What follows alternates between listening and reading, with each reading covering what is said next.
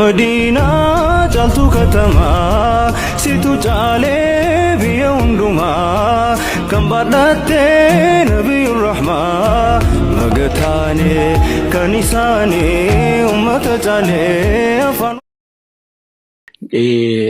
namni tokko nama cirooti manguddoodha ganama ciniin ta'uu hin danda'u mana hidhaati manguddoon Harargee immoo subii yeroo sa'aatii 11 booddee beelofti akka Harargee qofatti immoo naannoon biraan qabu kan akka addaatti baramee Harargeedha manguddoon Harargee sa'a 11 booddee beela'u beekamaadha qotee bulaan ani immoo nyaata gurbaa tokko jira nama Jimmaati nyaata kenna OPDO keessa dhaqee kadhee fi fidiin obbira bulchee yaa Rabbii kiyyaa akkamumaan taa'innan jedhe manguddoodha socho'uu hin danda'u hidhaa ta'a ammoo sababa bari gaa'isa akkanaa sila utuma gadhiiftee waas akkos hin godhu waddeera akkos hin qabu manguddoo jaarsa guddaa fidanii na biratti hidhanii maaliif jennaan gaafa maaloo inni abbaa raddaa ture jedhanii na biratti hidhanii jaarsi tokkos immoo aanaa xuullooti gubbaa qorichaa jechuudha. Jaarsa guddaan isaan kana lamaaniifan galgala nyaata barbaadee fi fida. Kana darajjee tolaa karaatti na argee maal nyaata isaatii kana maaliif barbaaddaa naan jedhe. Manguddoo wayinna bira bulu isaan kana iyyanii waardiyyaa jimsiifadhee itti galtee tokko jimsiifadhee nyaata mucaa tokko jira. Akkana jaraafanii iyyanii ganama subisaa 11tti beeloo jennaan akka gootu ati walaloo hin dandeessaa naan jedhe hin danda'an jedhe barreessii fidii naan jedhe. Akkana gudi yaa Rabbi gooftaa koo'e ka'aati azaanii naa baasaa hin sagannaa jennaan silaa iyyi naan jedhe jedhanii quba gurra kaataniitti qaban qaallichi silaa iyyi naan jedhe duraanuu jennaan achumaananii ol galee mucaan tokko sultaan jedhama qola naalaa sijaaraa keessaa xuute naalaate. Obbo Leencoon ni ajjeefame Dr. Leencoon immoo dabballee waraanaa turte jennaan ajjeefame yakka tokkollee hojjeteetii miti. Egaa hayyuu kee meeqa dhabde kan maqaan isaan dubbatamin gaaf tokko dubbanna garuu akkanatti waa filasiin fakkaattu.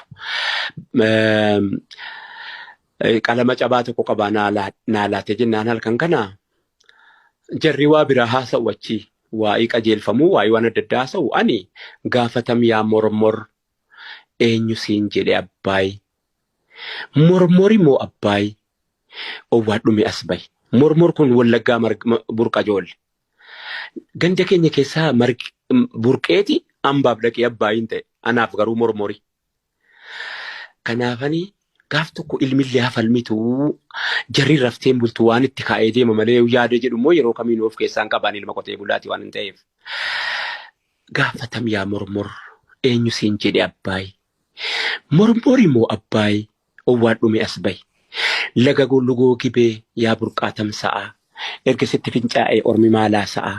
Waa'ee keemu waa'ee koo kan margaa kan sa'a. Wayaa sitti meeccannee dhugnee dheebuu baanee dhiphannee xiqqaannee adda jirruu bannee. Situ nu dide moo ormatu si jallisee maqaan kee maaf afnaan kan biraa lalisee. Gaafatam yaa mormor dubbadhu yaa lagaa reefan siin wal argaa. Siyyan booresse moo sin borcekkaa lagaa. Sinabbuuqe malee weeddisee dalagaa. Gaafatam yaa namas nan gaafadhe narkaa fudhatamee walaloon sun fuula 12 wayii ba'ee jedhanii. Gaafatam yaa namaa. Gaafa sana immoo Oromoo Abboo, Oromoo Jaarraa, Oromoo Obaa'oo, Oromoo Tokkummaa, Oromoo Menexxese 5 qabna gaafa sanas. Moggaasaa danatee kan afaan mimmi'oo bakka kaayyoo hundaa barreessee qubee'oo. Funyoon na takaalee na hidhee gaadi'oo tolfataa gorfataa uummata doodi'oo oo keessaan siin dhufu birmadummaan dhi'ootti egaa kanaaf egaa waan akkanaa dubbadhee hidhaa lammaffaa hidhamean nama 45 wajjiniin nama qopheessee sitti kenne jedhamee hidhaan lammaffaan mana fincaanii irratti hidhamuudha. Hidhaan tokkoffaan mana keessatti hidhamuudha. Hidhaa lammaffaa nama 45 sababa kan kootiif jecha warra silaa akkatti hidhanuu dhaban jara kana qopheesseetti kenne ta'itti jedhanii nama 45 mana shinti beetitti mana fincaaniitti nu hidhanii baga nu hidhan maal jennaani maal godhee hidhamuu hidhaa keessaa bahimaa maalan godhema baga qoricha bar nama hidhuu kana hin jibbinaasin utuu silaa nutti laaffisanii rafnee bullaa bar ammoo inni riba malee si teessaa jiru saa kana maalinni maali kana raftee kana mankaatu maali. Utuu silaa jarri nagaadhaan na dhiisanii bara waan hin taa'uuf hin qabu galgalaan irra akkuma hamba biraatti sa'a lamatti rafeensaatii ganamaan sa'aadhaan ka'ee akkam barbaade ta'a. Amma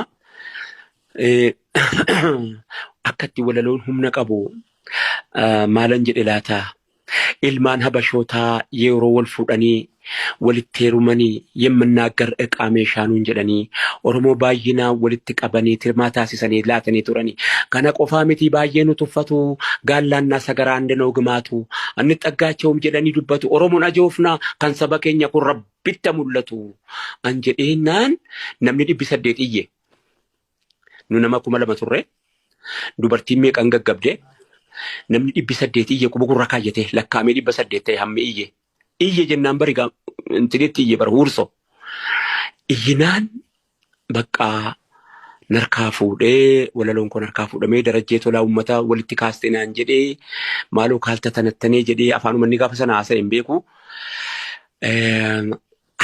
maaliif baatee murannoo kanaa maaliif muratte yoo jette ofii kootii dhabamee hawaasa sanaan bifachuufan nama 200 itti amanee ba'urra sigalteemi dafnee waa irraanfannaa bar waan kaleessa taane ayiraayyaa macha waan ganama silaa taane galgala yaadannu bar waan kaleessa taane adda yaadannu bar kanaaf amma haasaa jiruwan lakki ejinnan isiin alabaate dubartiin alabaate maaluma dubbii ajaa'ibaa ustaad Raayyaan nu dhiyeessani maashaallah akka irraa bu'aartan akka irraa bashannantan abdiin qaba maashaallah rabbi umurii isaanii nu adeeressu siyaasa osoo hin taane gorsa waan keessa dabarsan waan argeetti ta'an bifa gaariidhaan nu dabarsanii rabbi umurii isaanii adeeressu barakadhaa laayik sheer gochuudhaan nu gargaaraa bakkuma jirtanitti nagaa keessa nuuf turaa hedduu sin jaallannaa siniin jedha qophii kana wajjiniin kan na wajjin turtan hedduu galatooma viidiyoo ta'an wajjiniin ammas turtii gaarii siniin jedha. Afraffaati marsaa dhumaa hunda dura daawwattoota keenyaa fi warra taphatuuf dhiifaman gaafadha. Sababnis taphni kun xiqqoo adda. Mushammaa kana gubbaa bishaanii fi saamunaa naqeetiin kana gubbaa fiiganii nama kubbaa tana dhehee naqee qabsoo aarsaa kafaluu isaan barbaachisa. Meen ilaalla waan isaan godhu.